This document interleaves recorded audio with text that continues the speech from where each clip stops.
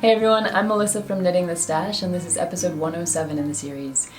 Welcome back to the yarn room, if you're coming back. I've been spending a lot of time in here filming classes, and more on that in a minute. Welcome back, especially to those of you who come back episode after episode. It's lovely to see you guys, and I just want to tell you I've so enjoyed our correspondence in these past couple of weeks.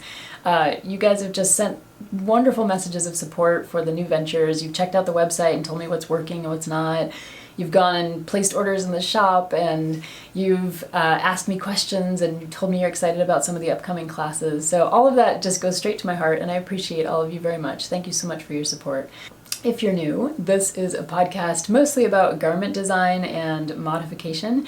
And sometimes, as you'll see, Spencer comes on to talk about an issue in knitting, so we have some fun that way.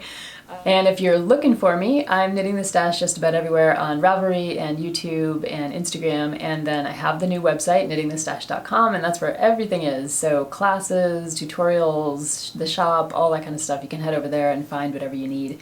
And I do love getting messages from you, so please keep sending me messages. It's really fun to talk to each of you individually and know where you are and what you're thinking about and how your projects are going. So keep that up, please. So in this episode, I have a shop update and a class update for you. I have Spencer coming on to talk about that food pyramid of knitting, as he calls it. And I have a giveaway from the Flock Farm Yarn shop at the end. So stay tuned for that. I think we should probably do shop update and class update first because it's pretty quick. Class update, I'm just about putting the finishing touches on the beginning modification class, which has been a long time coming, and I know a lot of you are really interested in that class.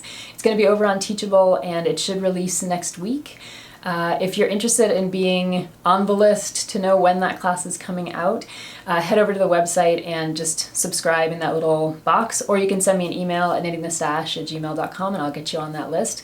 And when I send out those email newsletters, that's where you'll know the date when the class is being released. There might be a little coupon code in there for you, all that kind of good stuff. So you want to get on the list. Class will be coming out next week, and I'm really, really excited to share it with you guys.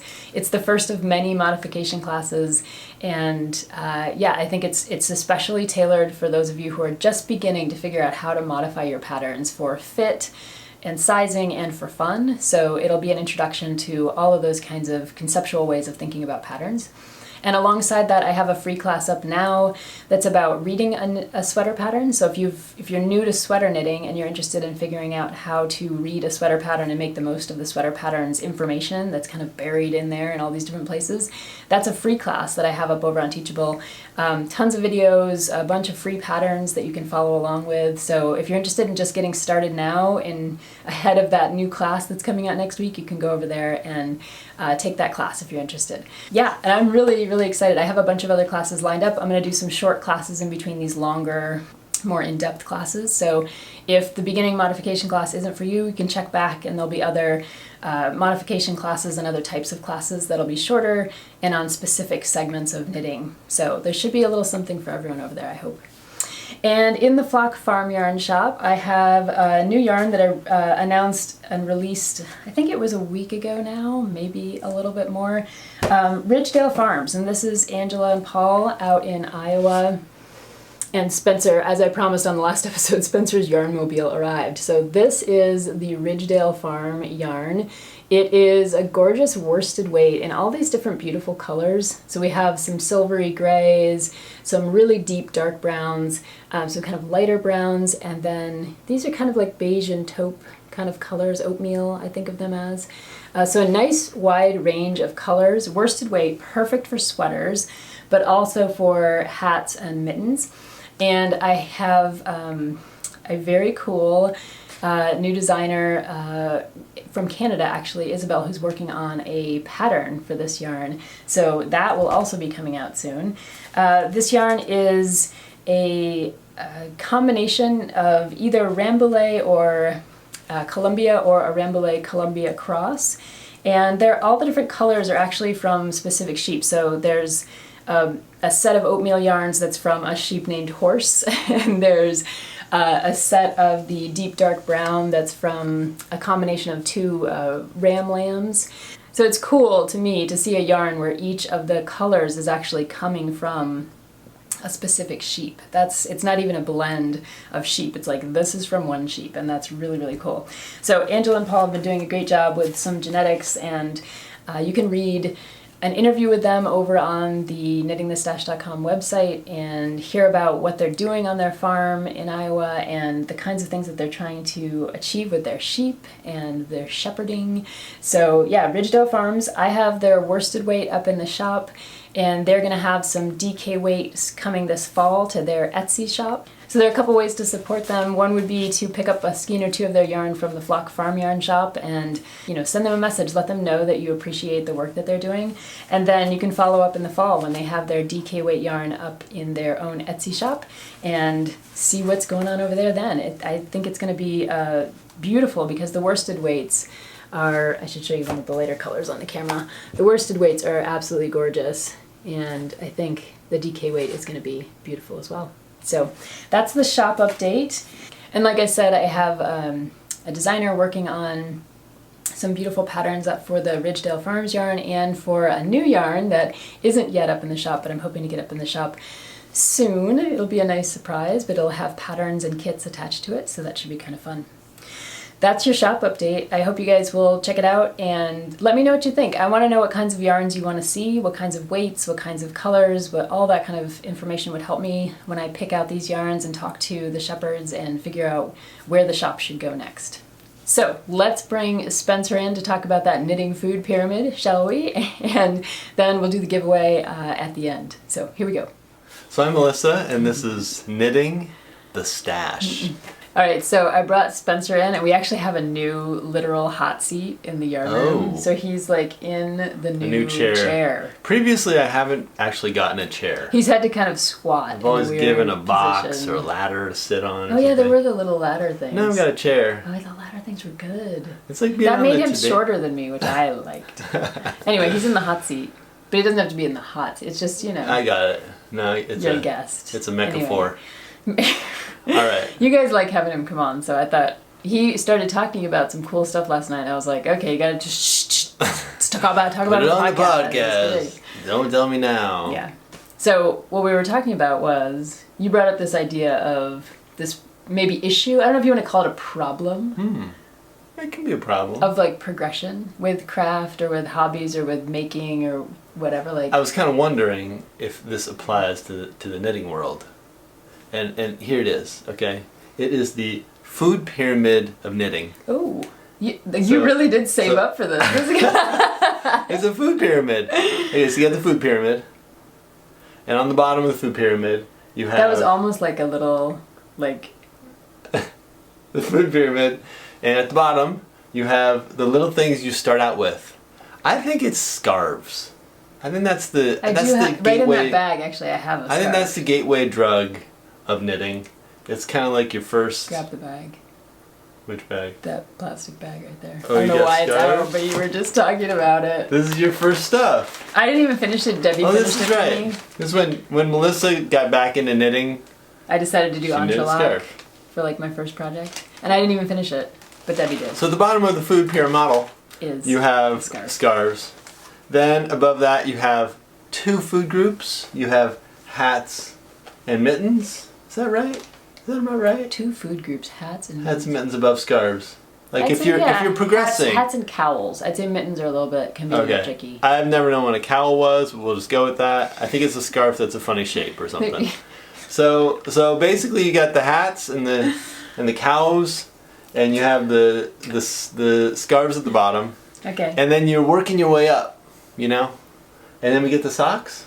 Socks are complicated. Socks are complicated. And mittens, I put in. Mittens. First, people always do the mittens without the fingers. They're like, oh, it's so much better. It's a mitt, no fingers, all good. You're like, I can work in my computer. Yeah, it's off so great. Yeah, and then, but that's bogus. Really, you're not doing fingers because you can't figure out the fingers. It's just not gonna happen. Which is weird because you do a thumb for those. So you'd think if you But that's tricky because one goes one way and one goes the other way. Yeah. All Okay. right, so you do the fingerless mitts. Okay, then. You're feeling really good, you take a few Etsy classes or whatever. Etsy classes, that's an interesting... How about Craftsy? You take Craftsy. After Etsy, you studied Craftsy. A few Craftsy classes with Carol Feller. And Carol Feller is key. you then progression. It's true. decide to knit a sweater, right? Mm-hmm. It's like the progression. Now, I followed this progression a little bit back in my knitting career. No, I'll just let you keep going. No, interject. Go ahead. I was just gonna, I mean, I don't know. It just seems kind of like it's wrong. I think it's wrong. The food I'm pyramid? going to put it out there. I think You it's don't like wrong. the- I think you it's like the plate? No, I agree with what you're saying, but I think it's wrong for knitters to feel like they have to Yeah. create the Yeah. sweater, like that the sweater is That's the what I'm ultimate saying. thing. Because there are plenty of people who That's make what I'm saying. really cool hats or really cool socks, and they're like way better at those things than I am. Okay, I just knit as a sweaters all the tangent, time. is there anything above the sweater? Like, how about the knitted suit? I would think the full You know, body, the full from body the toe all the way up to Yeah, the head. The full body, I like kind with of the want to make one. fitted underwear and all I that kind of want stuff. to make one. Okay. You do the socks, toe up, And then you, just then you go to keep the on going. leggings, and then the leggings turn into sweater, and then the sweater turns into like hoodie, and then the hood turns into like hat and cowl, and you're just kind of like, You're just you know, all set up. Is there one of those little it's flaps on the back? it's a real The dream. Union suit flap? You'd have to have something might to have- get in and out yeah, of that, because I would go otherwise for you that. just knit yourself The into escape it. hatch. Yeah, you'd have to. Okay, so the sweater is really on the top, and you're saying it's bogus. I just don't think that's that. Yeah, I think that's problematic. Problematic. But don't you think it's the way people think a little I bit? think it is. Oh. I do. I think people think that they're supposed to want to Yeah. knit the sweater. Yeah. So if you knit scarves, And you never knit a sweater. you would say, I just knit scarves. Right, and There'd yeah, be that like it's you just belittle a the- little bit. Yeah, it's. No, I'm yeah. just a sock knitter. You heard that? Yeah, Have you heard that? I have heard that. Oh. And I don't think it's cool, man. I think if you're a sock knitter, you're a sock knitter. You gotta Yeah. like own it and be, because you are a hat knitter. Hat knitter. And it was when you progressed, when you tried to progress Yeah, it to got sweaters so bad. that it got, you know. I've talked about that before on here. Yeah, I knitted a sweater pillow, you know? and I think that broke you You think so? just a little. There was a crack. You could hear it. You know, it was like a chocolate bar. It was depressing. I was like rolling with my hats, you know? I was busting out hats left and right, you know, giving them to different people. There's this hat, there's that hat. But then the sweater, it didn't roll. I think I tried twice. You know, I never like hugged you and said, "I'm sorry, you're a broken man." The But first whatever. sweater, the second sweater's still in progress, but it's not in progress. It's just sitting bogus. in a bag collecting dust, It is- which drives me crazy. It is what is called a compression sweater. I'm taking it over. Are you really? I'm gonna take it. As a compression sweater? No, just as a sweater. I'm Because taking it is tight, boy. I mean, it is, woo, Well, like this- really this- tight. This from a man who said, I was like, well, you just get a pattern, and you're like, I don't do patterns. Well, I don't speak pattern. I don't even know which way is up on a pattern. Yeah, You know? he did say to me, when It's I get to this confusing. part, you just do the rest. Yeah, but I never got to that part. All I got to Yeah. is to the tight part. What we're saying is progression may not be the best. It's goofy. That hierarchy of knitting may not be the best. It's a little bit goofy. Yeah. And especially that idea that you're just, you know, you're like Yeah. just a scarf person Yeah. or just a sock person. Because some of the or whatever. coolest people and designers that I know really do make socks or really do make They really hats, dig and they're just into- like amazing because Yeah. they're doing all these different directions, all this Yeah. different stuff, and it's just like I feel like you need to learn. My thing is that you need to learn one or a few of the things. Like I feel like I do sweaters because I love the way they work. I want to know more about them. I want to know all the different constructions. But like when I need a sock, I'm like, you know, it just doesn't like. Doesn't speak to It you. doesn't speak to me. It doesn't spark. But don't my- you kind of like doing sweaters because they're at the top of the food Oh, pyramid? you are trying to call me out. All right, we don't have to answer that question. Just in the I'm comments. not in the hot seat. If you think that's true, just link it down below. You know. But That was cruel. That was cruel. I don't think they're the pinnacle. I really don't. I think sweaters are, you know, one way of interacting Yeah, yeah. with knitting, and I think that there are really interesting ways of doing other things that you can't actually do with sweaters. Like, or you Yeah. could, but they're not really the best medium for it. So it just depends on what you like. I would say the downside on sweaters is what I would say is the Your downside. down. Not on knitting the sweater. Knitting the sweater is cool, like whatever. I just think people get more use out of hats and stuff like that. Yeah. I don't know. Do people really wear like big knitted sweaters all the time? Some people do. Cold people. But those of us who are like sweating in the middle of winter, you know, you throw a sweater on once in a while, but Yeah, you really you know, you don't wear a sweater. You're more of like a t-shirt. And I think, you know, for those people, hats, mittens, socks, scarves. I've seen some really cool sock knitters. People who set up their Yeah, yarn for like the whole year, and Yeah. they knit a different pair of Bust it socks for out. each skein of yarn, and then they lay them out, and it's just like they have their box of socks, and they have this and that, and I'm just like, And there's a lot to it. Yeah. I just know that when I was knitting hats, I could kind of freeform it after I knitted a few hats. And I probably only knitted like a dozen hats. But I felt like I could kind of freeform. Like, you get to know that. Yeah. You know your stitches, what is it, your cast on? For your head size? It was like 700. Large. It was like very big. They were sometimes described as elephant yarmulkes, the hats I knitted. But anyway, you get to know that, and you can just cast on easily. Yeah. You kind of know your brims. And I feel that way about sweaters, but the minute I go back to hats or socks or something, I'm like, what was that cast on? Kind like, how does that out construction work? I have to reread the notes and the patterns, and it just takes a lot more effort because I don't know the structure or construction off the top of my head. Like, it's kind of cool. I just like the idea of questioning those hierarchies, those food pyramids. Yeah. Because I know with the stuff I make, which isn't really sweaters anymore, or knitted things or whatever. You haven't been knitting I haven't knitted a sweater pillow in months. No. But with the stuff I make, I think those exist. Like those pinnacle items, like the thing you should really work towards. Well, even in woodworking, right? You were talking about cabinetry. Woodworking, welding, all kinds of stuff. Yeah. There's like the ultimate thing. And if you do the other stuff, it's just, I just use this material, or I just make this kind of stuff. Yeah, and I just think that's uncool. I just think that's uncool. Oh, you just do. You gonna show us some hats? Yeah, I'm gonna show you some hats. Now, I want you to look at his storage. My storage is more like... Right here. This is my bins, hat storage right here. He's got a garbage bag. Garbage bag.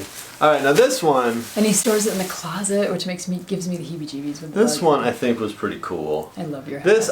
For a while there, I got into this idea that the hat really wasn't supposed to be shaped like this at the top. Instead, you could go flat, and you could maybe store stuff up there. You really liked these decreases that you were doing. You were doing all kinds of different decrease styles to figure out like what was going on there. If she says so, I must have been doing that. Anyway, this one's got a little thing going on. And then it's got a... It's got like a double. It's a helmet. Oh, it has a helmet on the back. It's a helmet. Now, if you've watched earlier episodes, you have seen some of these hats in earlier episodes. I busted out a couple. But this is going to be quite the... Now, I knitted this one for Melissa. Not this one. This was not for Melissa. But I knitted this next one for Melissa. It does fit. I thought it was... It's a great hat. I thought it looked pretty good on her color-wise. I thought that was a good hat. It was an early hat. That was a quality hat. I'm going to go with early on this one. Now, another hat... But does it fit your head? No, it's too small. Okay, now, I did put a pattern for this one up on Ravelry. Oh, and Ravelry took you down, didn't they? Because you had a GIF up there. I was putting animated images up on Ravelry. Yeah, you were. And they were taking you down.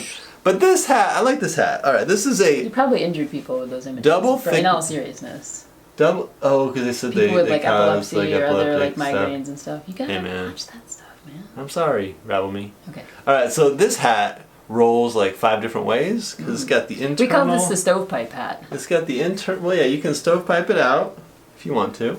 You're not even on the screen. You have to come down. You can stovepipe it out, and then it's also got the internal action. So you can slouch me out too if you want. That's like a very I don't know, Santa's elf, or if it's like you got options. I'm just saying with this hat you have options.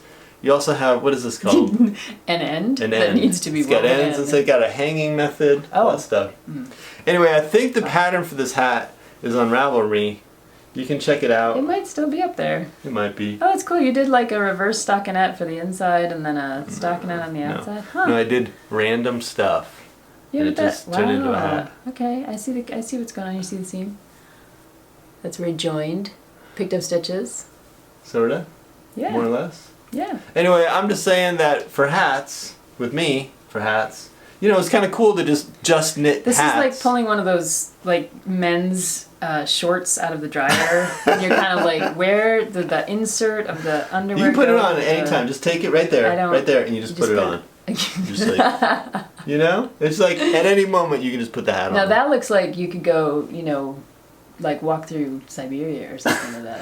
It's a hot hat. It's overly knitted. It's a beautiful hat. I like that. But I felt like just knitting hats. It's kind of cool because you could dig in to that. You want to look at another? That's the next one. She wants one more hat.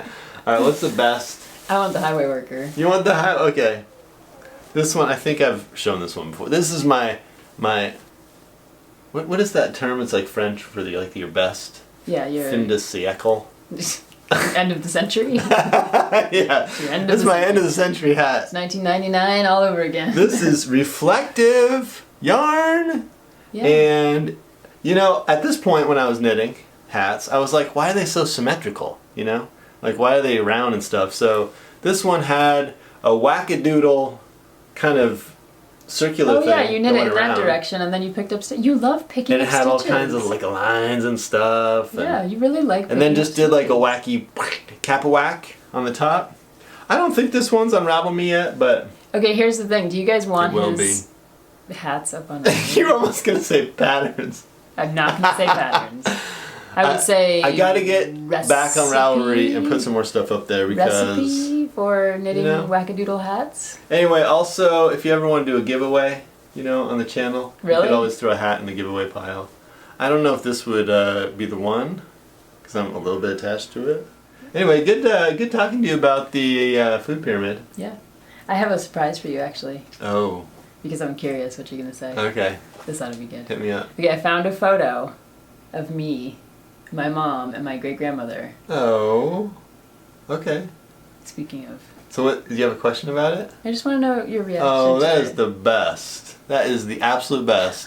Melissa's great-grandmother was this prolific crocheter of doilies and bedspreads. Doilies and yeah, and apparently the legend was that she would carry wheels of cones of yarn. the yarn, and us kids had to carry her cones out of the car and into the house. So and she would just make tons of these. It's so great. Let's see if it'll show up. There you go. So it's just a picture of you guys featuring some of her doilies. Some of her doilies at the kitchen table, and I think maybe my brother took the photograph because the freezer really figures very prominently in this It's photograph. mainly freezer. It's a lot of freezer, a little bit of table do. And it's crooked as all heck. It's crooked, yeah, but it's the three of us holding up her doilies. But I would say that she had a huge influence on you, craft-wise. Yeah. Like she was one of those people who could just make things and cook things. But if we're talking about pinnacles of stuff, like she didn't care so much about, she never talked about her crochet as being like she was trying to get to a certain point or trying to, but she it was an everyday thing that she just did. She carried that cone, well, we carried the cone around, and you'd set it next to her on the couch, and she'd sit there and crochet, and she'd sit there during dinner, and we'd be like splitting peas or whatever from the garden. She just did it. Every day. And then she made these gorgeous things, like huge bedspreads for like king-size beds and stuff. But she never, it was never like a crafty thing where she was trying to like achieve the next stage or the next thing. It was She wasn't on Instagram. No, there wasn't. Can you imagine? The great-grandmothers of Instagram. This was before the Insta. Yeah. But it was just, it was just, this photo was like a good reminder of like, she was proud of her work and like we all, enjoyed it and got to have things around the house and things. You still have some of them? I still have some doilies and I still have the bedspread that she made me. Bedspread. But that's a lot of crochet. But it wasn't about, Yeah. like being the That's a cool picture. I can't say How that. come you're not wearing your become, glasses in that picture? I didn't have glasses then. Oh. I was like really little. She had some big old glasses after that. Thanks, all the pictures are just BOW! Big old glasses. And now I have contacts because it's no longer the 1980s. That's a cool picture. Yeah. But speaking of pinnacles, Yeah. You don't need to That's a great example, yeah. Get somewhere. She just did her thing. You just do your thing every day. Yeah. Enjoy it. Yeah. Thanks for coming on. Thanks for having me on. Show. And sitting in the hot seat. Oh man, I got this hat in my lap and I'm like sweating under the hat. Aww. Knitwear. We'll see you in the next episode. Alright, thanks for having me on. Bye. I hope you enjoyed having Spencer on the cast. I love having him on and talking to him about knitting because I feel like he gives me a completely different perspective on knitting than I have. I'm usually mired in the math and thinking about the modifications and the patterns and how they all work. And he's just a kind of spark of creativity and fun, I think, when it comes to knitting. And we all need a little bit of that. So I hope you enjoyed that segment. And the last thing is the giveaway, and what I'd like to do is give away your choice of a skein of yarn from the Flock Farm Yarn Shop. So it's a little bit like a gift card or something. It's a little bit like a gift choice. You get to go in there and pick out your favorite skein of yarn. And I've got Prairie Shepherds over there. I've got Heirloom. which is a long wool. I have Fox Run Farm Cormo. I have the Shorn yarn still, which is a beautiful Corriedale Teeswater blend. And I have the Ridgedale Farms. All of that is available for this giveaway. What I'd like you to do is leave a comment below letting me know what kinds of yarn you'd like to see me pursue for the shop. So things like fiber, composition, color, weights of yarn, anything that you're interested in. I'd love to hear below in a comment.